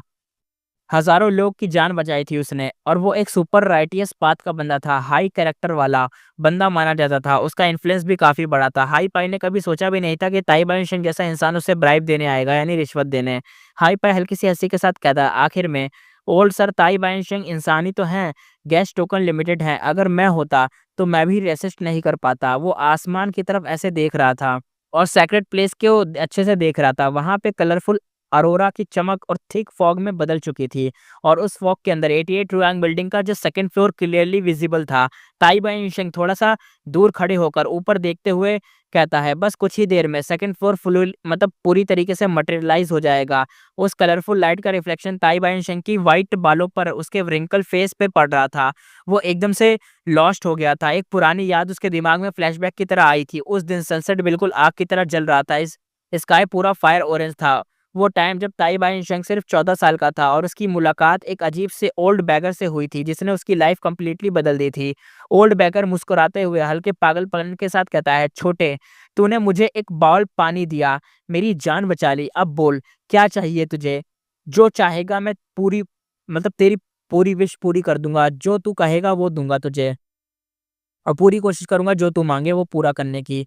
ओल्ड बैगर का बाल पर्पल रेड थे, काफ़ी मेसी, और कभी-कभी तो वो पूरा अजीब तरीके का लगता है, एकदम इनसेन, और कभी-कभी तो एकदम बेहाल हो जाता है। लेकिन जो होश में होता था, तो उसकी आँखों में एकदम डेथ वाली समुंदर जैसी थी। उसके अंदर एक ऐसी वाइब थी जो कभी भूल नहीं सकते। ये जो यंग ताई बाई बिल्कुल डायरेक्टली कहता है, मैं गू मास्टर बनना चाहता हूँ। ओल्ड बैगर हँस के कहता है, किस टाइप का गू मास्टर बनना चाहता है? हे। मेरे पास 3 फुल इनहेरिटेंस है। पहला, जो तुझे फायर में नहला के एकदम भाई फायर वाला बना देगा, तू नॉर्मल इंसान से अलग हो जाएगा।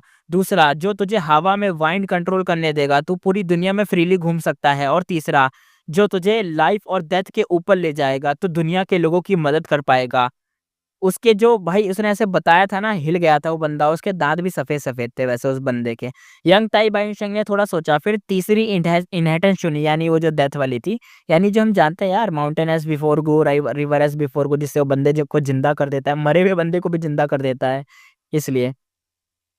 वापस रियल वर्ल्ड में आके यादों से बाहर निकलते हुए ताई बाइंशेंग ने बिटर सी स्माइल दी और धीरे से बोला। ताई बाइंशेंग सॉफ्टली कहता है, आखिर में मैं भी एक ऐसा इंसान हूँ जो मरने से डरता है। जब वो यंग था तब उसे ऐसे थॉट्स नहीं थे। उसने डेथ की काफ़ी सीन देखे थे और उसके बाद थोड़ा सुन फ़ील करता था, यानी नंब फ़ील करता था। लेकिन जैसे-जैसे उसकी बॉडी वीक होने लगी, बुढ़ापा आया, उसने अपने यंग डेज़ को याद करना शुरू कर दिया। और सच कहें तो अक्सर इंसान के थॉट उसकी सिचुएशन के साथ चेंज होते हैं। अर्थ पे कोई कोई लाइफ और डेथ के रूल को तोड़ नहीं सकता, लेकिन इस वर्ल्ड में अगर थोड़ी भी होप हो तो लोग लास्ट तक स्ट्रगल करते हैं। जब ताई बाइंशेंग की डेथ इतने करीब पहुंचा तब उसने डर को पूरी तरह से महसूस करा। इस वजह से उसने चुपचाप ऑब्जर्व किया, कई राउंड्स तक वेट करा, पूरा सिचुएशन समझा और फाइनली डिसाइड किया कि वो इंपीरियल कोर्ट कॉन्टेस्ट में पार्टिसिपेट करेगा और इंपीरियल कोर्ट ब्लेस्ड लैंड में घुसेगा। ताई बाइंशेंग सोचता हुआ कहता है, अगर मुझे 88 रॉन्ग बिल्डिंग में लाइफ स्पैन गो मिल गया तो मैं अपनी लाइफ स्पैन को बढ़ा सकता हूँ। हाँ, लाइफ स्पैन गो तो रेयर होते हैं, मिलते नहीं है इज़िली, ना बिकता है, ना इज़िली कोई बाय कर सकता है, लेकिन मुझे पूरा यकीन है अंदर कहीं न कहीं तो ज़रूर होगा। अगर आखिर तक उसे लाइफ स्पैन गो नहीं मिला तो उसके पास एक लास्ट ऑप्शन होगा, गो इमॉर्टल बनने की कोशिश करना। ओल्ड बैगन ने उसे जो इनहेरिटेंस दी थी वो लेजेंडरी थी, एक कंप्लीट पाथ का रैंक 6 गो इमॉर्टल बनने तक। और उस इनहेरिटेंस में क्लियरली लिखा था कि एक मॉर्टल को कैसे गो इमॉर्टल बन सकता है। ताई बाइंशन को रिक्स का फुल आइडिया था। गो इमॉर्टल बनने के लिए हेवन एंड अर्थ और जो मैन के एलिमेंट थे, इनको एक साथ फ्यूज करना, जो हम पढ़ चुके हैं पहले ही वही चीज़। अगर कोई भी एक एलिमेंट कम हुआ तो बंदा मर जाता और उसकी सोल भी चली जाती। अगर कोई इमरजेंसी होती तो ताई बाइंशन कभी भी गो इमॉर्टल बनने का स्टेप नहीं उठाता। क्योंकि सच तो ये है, गो इमॉर्टल बनने से भी लाइफ स्पैन बढ़ता नहीं है। लेकिन उस इनहेरिटेंस में एक टाइनी चीज़ मेंशन थी। लेकिन होप तभी काम करेगी जब वो सक्सेसफुल गो इमॉर्टल बन पाएगा। पिछले कुछ सालों से ताई बाइंशेंग ने लाइफ स्पैन गो ढूँढने की कोशिश की थी, लेकिन लाइफ स्पैन गो तो हेवन एंड अर्थ का क्रिएशन है, ईज़िली मिलता तो नहीं है, पकड़ने में भी मुश्किल है। अब तक उसके हाथ कुछ नहीं लगा। ताई बाइंशेंग अंदर ही अंदर अपने आप को उससे कहता है, 88 रैंक बिल्डिंग के अंदर तो लाइफ स्पैन गो होना ही चाहिए। मैं डेफ़िनेटली उसे ढूँढ निकालूँगा। लेकिन उसके अगले सेकंड में उसकी आँखें एकदम वाइडली ओपन हो जाती हैं, क्योंकि उसने कुछ ऐसा देख लिया जो उसकी इमेजिनेशन के एकदम बाहर था। हमें पता चलता है कि जो पूरा सेक्रेट प्लेस एकदम शॉक और फ़ियर में ना जम गया। थोड़ी देर बाद एक ज़बरदस्त कॉम्बिनेशन उठ गया। ये क्या हो रहा है? ये क्या सीन है? अरोरा श्रिंक क्यों हो रहा है? यानी जो अरोरा था ये गायब क्यों हो रहा है? धीरे-धीरे कम क्यों होने लग गया? लोगों के थॉट्स आ रहे थे। सबकी आँखों के सामने एक ऐसा मोमेंट हो रहा जो जो कभी देखा नहीं गया था। जो सेकंड फ्लोर धीरे-धीरे फ़ॉर्म हो रहा था, अब धीरे-धीरे वापस से फेंट होने लगा। बहुत सारी थिक अरोरा लाइट विज़िबल जो थी पहले वो कम होती जा रही थी और हल्की पड़ती जा रही थी। हाई लाओलान के जो आईब्रोज थे एकदम टाइट हो गए। उसने पूरे हैवी हाथ से एल्डर हाई पाई की कॉलर पकड़ी और खींच लिया। जो हाई लाओलान था वो कहता है इन्वेस्टिगेट करो, मुझे हर हाल में पता लगना चाहिए ये क्या बकवास हुआ है। हाई लाओलान के पास 10 एक्सट्रीम फिजिक में से एक था, great sun true martial physique. ओहो, तभी तो ये बंदा ऐसा है, ये इमॉर्टल बन भी सकता है। इसके बाद 10 एक्सट्रीम फिजिक में से एक है। उसके लिए इमॉर्टल बनना ज़रूरी था, वरना डेथ का प्रेशर उसको मार देता। और अगर एक्सट्रीम फिजिक को इमॉर्टल बनना है तो उसके लिए रेलेवेंट इमॉर्टल गुड चाहिए होते हैं। हाई लालन की सारी होप्स 88 रुआंग बिल्डिंग पे टिकी थी। उसको वहां से स्ट्रेंथ पाथ का इमॉर्टल गो मिलने की उम्मीद थी, तो वो कैसे अलाउ करता कि बिल्डिंग के साथ ऐसा कोई एक्सीडेंट हो जाए। एल्डर हाई पाई का बॉडी एकदम डर के मारे कांप गया। हाई लालन को उसको डिटेल इन्वेस्टिगेट करने को कह रहा था, पर वो तो एक मॉर्टल था। वो क्या इन्वेस्टिगेट करता, किस बेस पे करता, थोड़ी तो मतलब क्या ही करता, कुछ नहीं कर सकता था, आवाज भी नहीं निकल पा रही थी। फिर वो कहता है हाई पाई, ये सबऑर्डिनेट को नहीं पता, किसी भी हिस्टोरिकल रिकॉर्ड्स में ऐसा तो कुछ है ही नहीं, क्या बताऊं मैं। तभी किसी ने चिल्ला के बोला, और ज्यादा लाइट हो रही है अरोरा, और हल्की हो रही है। उसने 88 रियांग बिल्डिंग की किसी तरफ पॉइंट करा। अरोरा छोटी हो जा रही थी और थिक लाइट डिम हो रही थी। बहुत सारे गो इमॉर्टल ब्लैंक स्टेयर के साथ ऊपर देख रहे थे। पैनिक और तेजी से एकदम भाई सबकी एकदम ये जो बात थी ना स्प्रेड हो गई थी। किसी ने बोला 88 रुयांग बिल्डिंग डैमेज हो गई है। दूसरा बोलता है ये तो हमारे इमॉर्टल वनरेबल ओल्ड एंसेक्टर ने खुद अरेंज की थी। एक और कहता है क्या 88 रुयांग बिल्डिंग भी रिवर ऑफ टाइम के फ्लो के सामने टिक नहीं पाई। कई लोगों के चेहरे पे भाई भाई एकदम वाइटनेस छा गई थी और कुछ ने अपना सर पकड़ लिया था, आंखों में सिर्फ फियर था। दूर से फेंगवान सबको देखता हुआ एकदम खौफनाक नजर से एकदम कोल्ड स्माइल के साथ खड़ा था और कहता है दे आर इन केओस। चाहे वो दूर था पर सेक्रेट प्लेस के पैनिक फील्ड शाउट्स को उसके कान तक आराम से पहुंच रहे थे। जो बंदा इस सबके पीछे था उसने एक बार सेक्रेट प्लेस की तरफ देखा, फिर नीचे डी कोई केव की तरफ देखा। उसकी आंखों में एक अजीब सी रोशनी चमकी और एडमायर करते हुए कहता है अमेजिंग, ट्रूली अमेजिंग।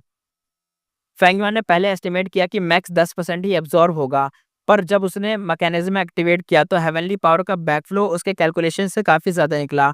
बस इससे ही फेंगयुआन को क्लियर हो गया कि वो जो अननोन गुई मॉडल था उसका 88 ट्रूआंग बिल्डिंग का नॉलेज उससे कम नहीं था। फेंगयुआन सोचते हुए कहता है कौन है ये मिस्टीरियस गुई मॉडल, क्या आइडेंटिटी है इसकी। मेरे पास तो एक फॉर्चुनेट रीबर्थ एनकाउंटर है, प्लस लांग या लैंड स्पीड से डायरेक्ट इन्फॉर्मेशन मिली थी। तो फिर ये बंदा कैसे इतना डीप समझ सकता था, यानी कितना समझ कैसे रख सकता था, कौन था ये।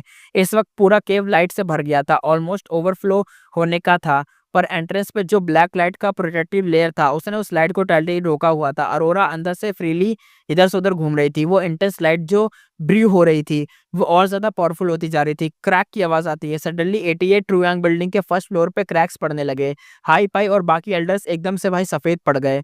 वो लोग एकदम फ्रोजन स्टेयर से उस सीन को देख रहे थे। जो गू मास्टर नीचे के फ्लोर पर थे उनमें से कई लोग ऑलरेडी जमीन पे घुटनों के बल गिर गए थे। नॉन स्टॉप भाई एकदम देखे जा रहे थे।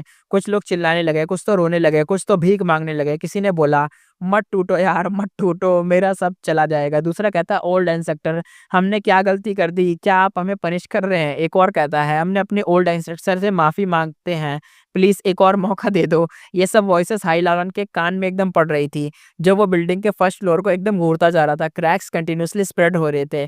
चाहे हाई लालन एक रैंक 5 गू मास्टर था, अपनी फिजिक की वजह से मॉर्टल के पीक पर था, उस वक्त वो भी कंफ्यूज था और हेल्पलेस था, हेजिटेट और वीक फील कर रहा था। हाई लालन चिल्लाते हुए कहता है नहीं, ऐसे नहीं हो सकता, मैं ये होने नहीं दूंगा। उसका एक्सप्रेशन एकदम से अग्रेसिव हो गया, आंखों में सिर्फ बर्निंग रेस थी। उसका मन चीख रहा था मैं अभी तक मतलब माँ का बदला नहीं ले सका, मेरा रिवेंज, मेरा स्ट्रेंथ पाथ इमॉर्टल गो। ये शायद अपनी माँ का बदला लेना चाहता है। तभी रंबल आवाज आती है, एक हल्की सी आवाज है, उसके साथ पूरी जमीन हिल गई। 88 रुयांग बिल्डिंग का फर्स्ट फ्लोर जो कम्प्लीटली कंडेंस था एकदम से टूट गया और वापस से फ्री अरोरा लाइट बन गया। अरे भाई वापस से बिल्डिंग टूट गई। वो लाइट बिल्कुल फ्लड की तरह निकली, जैसे एकदम जो भी अरोरा लाइट्स थी ना वो पूरी की पूरी ना एकदम फैल गई हर तरफ। और जो कंडेंस बिल्डिंग थी वो वापस से लाइट बन चुकी थी और हर तरफ स्प्रेड हो गई थी, यानी सब जहा चुका था। हाई लालन का जो फोकस था वही सब चला गया था। एकदम सफोकेशन फील होने लग गई, एकदम ब्लड थूक दिया मुंह से, एकदम भाई आवाज नहीं निकल रही थ्रोट से, क्या बोले, एकदम हालत बहुत बुरी हो गई थी। हाई लालन चिल्लाते हुए कहता है नो, ये नहीं होने दे सकता यार, क्या करे, क्या करे? उसे कुछ समझ ही नहीं आ रहा था, जितने भी उसने एफर्ट लगाए थे सब के सब चले गए थे। अब उसके हाथों को एकदम खोरा और जो हाथ जैसे ऊपर करके ऐसे रोकने की कोशिश कर रहा हो कि अरे मत जाओ, लेकिन क्या बोले, अब सब जा चुका था। जैसे उसके एफर्ट का जो क्या बोले, एकदम सब जा चुका था यार, कुछ नहीं हुआ।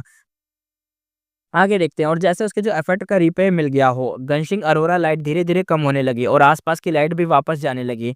हाइलाइन की आंखों में एक छोटी-सी होप सी चमक आई, पर नेक्स्ट सेकंड वो भी चली गई। जो अरोरा लाइट दोबारा से इकट्ठी हुई थी, उसे फर्स्ट फ्लोर का जो शेप वापस नहीं लिया और लाइट वापस से रिड्यूस होती गई, जैसे कोई इनविजिबल चीज़ हो, उस पे फ़ोर्स डाल रही हो, इस टाइप की हो रही थी वो।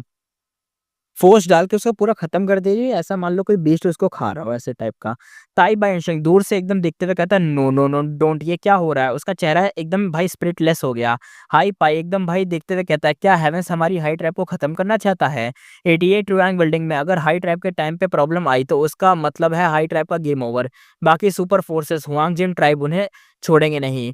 ये लुई शांग अपना सीना एकदम पकड़ के कहता है, "हेवेंस ये क्या हो गया?" 88 रैंक बिल्डिंग एक्चुअली उसके दिल के आस-पास एकदम फायर पाथ इमॉर्टल गू था, जो उसको सुप्रीम एल्डर ये लुई ने दिया था इंपीरियल कोड कॉन्टेस्ट के टाइम। अभी वो गू नॉनस्टॉप एकदम ट्रेम्बल कर रहा था, यानी एकदम हिला जा रहा था वो गू भी। फेंगयुआन का एक्सप्रेशन भी उसी मोमेंट पे थोड़ा-सा बदल गया। अब उसका दिखाया जाता है जो प्राइमल सी के अंदर का सीन दिखाया जाता है। उसके प्राइमल सी के अंदर स्प्रिंग ऑटम सिगारा अपना असली रूप दिखाया। वो लगातार काँप रही थी और अपना इमॉर्टल गू ऑरा छोड़ रही थी, जिसकी वजह से उसका रैंक 5 प्राइमल सी प्रेशर चीख उठा था। यानी भाई हर तरफ कुछ ना कुछ हो रहा है। जैसे उस बंदे का जो गू था, जिसको इमॉर्टल गू मिला था फायर पाथ का, उस बंदे का गू भी एकदम हिला जा रहा है अपने आप उसके सीने के अंदर। तो और यहाँ पे फेंगयुआन के पास भी जो इमॉर्टल गो है वो भी हिला जा रहा है, यानी कुछ ना कुछ ऐसा हो रहा है। ये जो चीज़ हो रही है ना, ये जो डिक्विनेटेंस है, यहाँ डिक्विनेटेंस जो ऑरा को एकदम बोरो कर रही है, यहाँ की पावर को खींच रही है, जिससे 88 यांग बिल्डिंग अभी पूरा कंप्लीट ही नहीं हो पा रहा, बार-बार खत्म हो जा रहा है। तो ये जो चीज़ हो रही है ना, इसकी वजह से शायद कुछ ना कुछ इफ़ेक्ट पड़ रहा है इमॉर्टल्स के ऊपर, कुछ ना कोई इफ़ेक्ट इफ़ेक्ट पड़ रहा है। खतरनाक ही सीन हो रहा था, क्योंकि उस टाइम पे मतलब यही सेम टाइम पे उस बंदे के साथ भी यही हो रहा है और फेंगयुआन के साथ भी यही हो रहा है। मतलब दोनों के पास इमॉर्टल गू है, दोनों के इमॉर्टल गू कुछ ना कुछ एकदम हरकतें कर रहे हैं। फेंगयुआन कहता है ये हेवन एंड अर्थ के ग्रेट डाओ का रेसोनेंस है। उसे इस चीज़ का अच्छी तरह से पता था। इंसान सारी लिविंग बीइंग्स की स्पिरिट होता है और गू वो हेवन एंड अर्थ का एसेंस होता है और ग्रेट डाओ का वेसल। अगर एक नॉर्मल मॉर्टल गू सिर्फ हेवन एंड अर्थ के लॉ का एक टाइनी सा टुकड़ा पकड़ता है, तो एक इमॉर्टल गू उस डाओ का एक प्रॉपर पीस होता है, एक solid intact fragment of nature के रूल्स का। इसलिए किसी भी तरह से एक एक ही इमॉर्टल गू एग्जिस्ट करता है एक ही टाइम पे। जब भी कोई नया इमॉर्टल गू बनता है, तो आस-पास के दूसरे इमॉर्टल गू ट्रेम्बल करते हैं और रिएक्ट करते हैं। अच्छा, अच्छा, अच्छा। ये इसलिए हो रहा है ना, क्योंकि जब भी कोई इमॉर्टल गू बनेगा ना, तो जो दूसरे इमॉर्टल गू हैं वो इस तरीके से हिलने लगेंगे। जैसे उस बंदे का गू हिल रहा है फायर पाथ वाले का, और इस यहाँ पे फेंगयुआन का जो स्प्रिंग ऑटम सिगारा है, यानी ये भी बन रहा है, ये मतलब हिल रहा है यहाँ पे। अच्छा, तभी ऐसा हो रहा है, मुझे लगा कोई दिक्कत है, लेकिन यहाँ पे कोई दिक्कत नहीं है, बस ऐसा होता है नॉर्मली। और जितना ज़्यादा उनके अंदर का लॉ एक दूसरे से लिंक्ड हो या क्रैश होगा, उतना ही ज़्यादा स्ट्रॉन्ग उनका रेजिस्टेंस होता है और उतना ही ज़्यादा वो काँपते हैं। यानी हाँ, अच्छा लिंक भी है यहाँ पे। यानी देखो लिंक है, स्प्रिंग ऑटम सिगारा से लिंक है और यानी फायर पाथ वाले उस बंदे वाले से भी लिंक है। तो यानी 2 इमॉर्टल गू से ये जो गू बन रहा है अभी, ये थोड़ा लिंक है, यानी कुछ ना कुछ तो ऐसा है जो मिलता-जुलता है। फेंगयुआन कहता है स्प्रिंग ऑटम सिगारा जितना काँप रहा है, उसे देख के लगता है ये इमॉर्टल गू बन रहा है। वो टाइम पाथ का नहीं है, उसे अंदाज़ा लगाया, लेकिन उसकी नज़र बिल्कुल फ़ोकस थी उस केव के ऊपर, बिल्कुल भी केयरलेस नहीं था। केव के अंदर 88 ट्रू रैंक बिल्डिंग की अरोरा थी, वो कंटिन्यूअसली अब्ज़ॉर्ब हो रही थी और धीरे-धीरे फेड हो रही थी। ये सब उस ब्राइट लाइट को नरिश करने में लग रही थी जो अंदर ग्रो हो रहा था। वो इंटेंस लाइट अब और ज़्यादा एकदम फ्लरिश कर रही थी। केव के एंट्रेंस पे जो ब्लैक मेम्ब्रेन्स था, उस पे क्रैक्स दिखने लग गए थे, क्रैक-क्रैक आ गए थे। ऐसा लग रहा था जैसे वो लाइट को ज़्यादा देर तक रोक नहीं पाएँगे। फेंगमा सोचता हुआ कहता है, "बस अब हो गया। अगर मैंने अब भी मूव नहीं किया, तो ये ब्लैक मेम्ब्रेन्स टूट जाएगा और अरोरा स्काई तक चली जाएगी। अगर सिर्फ हाई लाओलान या दूसरे लोग मुझे देख लें तो वो छोटी-सी बात, लेकिन अगर फेंगयुआन 88 रियांग बिल्डिंग का जो हाइबरनेटिंग व्हील है, वो जाग गया, तो इमॉर्टल वनरेबल का सिर्फ एक ही थॉट से मैं तो भाई खत्म ही हो जाऊंगा, क्योंकि वो पता चल जाएगा कि फेंगवान की भसड़ की वजह से ये सब सीन हुआ है। तो उसको भाई खत्म ही कर देंगे। इसलिए कह रहा है कि ये जो लाइट है, अगर ये मेम्ब्रेन टूटा तो ये लाइट ऊपर जाएगी, और जैसे ही ऊपर गई तो हाई लॉलान का तो छोड़ो, उसका तो जाने दो, लेकिन ये जो स्पिरिट है यहाँ की वो जाग गई तो मेरा तो काम खत्म कर देगी वो। फेंगवान ऑलरेडी कई बार अपने आप को रोक चुका था मूव करने से, लेकिन अब टाइमिंग परफेक्ट था, उसने मूव किया और एक ही बार में बहुत सारे गोवम थ्रो कर दिए। रैंक 1 से लेके रैंक 5 के सारे पात के गूबॉम्ब ऐसे गिर रहे थे जैसे बारिश हो रही हो। पहले तो सीन फुल रैंडम और मैसी लग रहा था, लेकिन अंदर से उसमें सॉलिड लॉजिक था। गूबॉम्ब अलग अलग ग्रुप्स में थे और हर ग्रुप एक स्पेसिफिक डिस्टेंस पे धीरे धीरे दूसरे गूबॉम्ब को थोड़ा थोड़ा स्लो फॉल कर रहे थे। कुछ फास्ट गिर रहे थे, कुछ धीरे धीरे गिर रहे थे, एकदम मूवमेंट तरीके से गिर रहे थे, एकदम कैलकुलेटेड तरीके से गिर रहे थे। ये एक हाई लेवल गो रिफाइनमेंट टेक्निक थी जिसे स्प्रिंकलर्स कहते हैं। जो गो मास्टर नेचुरली टैलेंटेड होते हैं वो एंसलेमेंट पाथ और फ्लाइंग स्किल सीख जाते हैं, लेकिन इवन उसको हजारों ट्राइस लगते हैं स्प्राइकल टेक्निक सीखने में। जो स्प्रिंकलर टाइप की जो टेक्निक है इसे सीखने में फेंगवन का मास्टरी इस टेक्निक में इतना हाई था कि दूसरे रिफाइनमेंट पाथ के मास्टर भी शॉक्ड हो जाते। जब गोवा में स्प्रिंकल हो गए, अरोरा का कलर स्लोली चेंज होने लगा। वो ब्लू वाटर स्काई जैसा दिखने लगा, फिर पूरी तरह से स्टिल हो गया। उस ब्लू लाइट के अंदर व्हाइट लाइट की काउंटलेस लाइंस उग रही थी। व्हाइट लाइट के स्पेक्स कभी-कभी ऐसे गदर होते जो कभी स्टार की तरह स्कैटर हो जाते, सिर्फ एक ही मोमेंट के लिए। उस लाइट को देखना भी इनफ था फैंगमान को डेज़ी फील कराने के लिए। उसने तुरंत ही अपनी नज़र सेक्रेट प्लेस की तरफ शिफ्ट कर दी। सेक्रेट प्लेस के अंदर को अब नॉइस अब काफ़ी कम हो चुकी थी। अरोरा लाइट जो पैलेस के ऊपर थी वो ऑलरेडी हाफ हो चुकी थी, लेकिन अब उसका रेडिएशन स्लो हो गया था। फैंगमान ने देखा कि अभी कोई उस डायरेक्शन से ध्यान नहीं दे रहा है, और सेकंड वुल्फ ग्रुप भी कोई मतलब जो वुल्फ ग्रुप था वो भी कोई इधर से उधर नहीं जा रहा था, और सेकंड प्लेस के आसपास के जो वुल्फ थे वो भी मतलब कुछ नहीं कर रहे थे, सिग्नल नहीं भेज रहे थे। तो उसने अंदर ही अंदर रिलीफ का सांस लिया, यानी कोई भी सेकंड प्लेस की तरफ से नहीं आ रहा है। फेंगवान धीरे से कहता है सब कुछ स्मूथली जा रहा है, लगता है फाइनल स्टेप ही बचा है। उसका एटीट्यूड फुल अलर्ट था, जरा भी ओवर कॉन्फिडेंस नहीं था, बल्कि उसका अलर्ट लेवल भी और भी ज़्यादा हाई लेवल का हो गया। चाहे ये वर्ल्ड हो या अर्थ, कितने भी लोग लास्ट स्टेप तक जाने से फेल हुए हैं, राइट? और वैसे भी ये फाइनल स्टेप सबसे डेंजरस होता है, यहाँ कुछ भी ग्लिच हो सकता है। फेंगयुआन ने अपनी जो वृष्ट थी उसे थोड़ी सी फ्लिक की और एक छोटा सा स्मेली फार्ट गू जिसे वो हल्की सी ग्रिप से होल्ड किए हुए था उसने सॉफ्टली केव में थ्रो करा। तुरंत एक पेक्यूलियर फ्रेग्रेंस केव के बाहर स्प्रेड होने लगी। फ्रेग्रेंस हवा में बिना फ्लाई कर रहा था और थोड़े ही टाइम में वो पूरे एरिया में एकदम फैल गया। मीनवाइल सेक्रेट प्लेस में जो गू मास्टर थे एकदम एक्साइटेड होकर शाउट करने लगे, रुक गया, रुक गया, रुक गया, फाइनली रुक गया। थोड़ी देर तक शॉक और टेंशन के बाद सब लोग एकदम जॉय से पागल हो गए थे, क्योंकि भाई उन्हें ऐसा लग रहा था कि सब खत्म हो जाएगा, सब गायब हो जाएगा। लेकिन असल में थोड़े तो देखो फेंगुआ ने सब थोड़ी ना गायब करा है, थोड़ी ही तो पावर ली है। तो बस जितनी पावर ली उसके बाद जितना होना था वो सब अंजाम हुआ। अब उसके बाद वापस से नॉर्मल हो गया। थोड़ी देर तक शॉक और टेंशन के बाद अब सब लोग सही हो गए थे। हाई ट्राइब लीडर कहता है लॉर्ड अरोरा रुक गई है और धीरे-धीरे से वापस इंक्रीज़ हो रही है। एल्डर फुल एक्साइटमेंट में शाउट करने लगा और अगले ही सेकंड हाई लेवल ने उसके ज़ोर से किक मारा। हाई लेवल कहता है मुझे दिख रहा है। उसका एक्सप्रेशन फुल रूथलेस था, लेकिन वॉइस के अंदर जॉय छुप नहीं रहा था। लेकिन सच तो ये था, अंदर से वो फुल नर्वस था। 88 ट्रू एंग बिल्डिंग का जो ऑरा था, ऐसे कम होना, ये जो अरोरा लाइट थी ऐसे कम होना, इवन फ्लोर को कोलैप्स हो जाना, ये कभी पहले हुआ नहीं था। हाई लेवल में सोचते हुए कहता है व्हाट द हेल हैपेंड? उसके माइंड में डाउट्स ही डाउट्स भरे हुए थे। क्या प्रॉब्लम हुआ है? उसे पता ही नहीं था। ये अनसैनिटी उसे और ज़्यादा वरीड कर रही थी, जो चीज़ उसे और ज़्यादा हेल्पलेस फ़ील करा रही थी। ये पूरी बिल्डिंग में एक इमॉर्टल वल्नरेबल का काम था, और अगर ये पता भी चल जाए कि इश्यू कहाँ था, तब भी वो उसे सॉल्व नहीं कर पाता था अपनी एबिलिटी से, यानी कर भी नहीं सकता। अगर उसे पता होता कि ये सब फेंगवान ने अकेले किया है, तो शायद वो अपनी बॉडी पे लगा इमॉर्टल गू डार्क लिमिट लाइट है जो भी है उसको सील तोड़ के अपनी जान दांव पे लगा देता सिर्फ फेंगुआन को खत्म करने के लिए। लेकिन उसे घंटा नहीं पता था कि फेंगुआन की वजह से ये सब हुआ है। इसी के साथ हम एपिसोड कर दे खत्म, क्योंकि आज छोटा एपिसोड था, मेरे को आज थोड़ा सा काम करना था इसलिए छोटा एपिसोड बनाया है। कल से वापस नॉर्मल लेंथ का एपिसोड आएगा। बाय।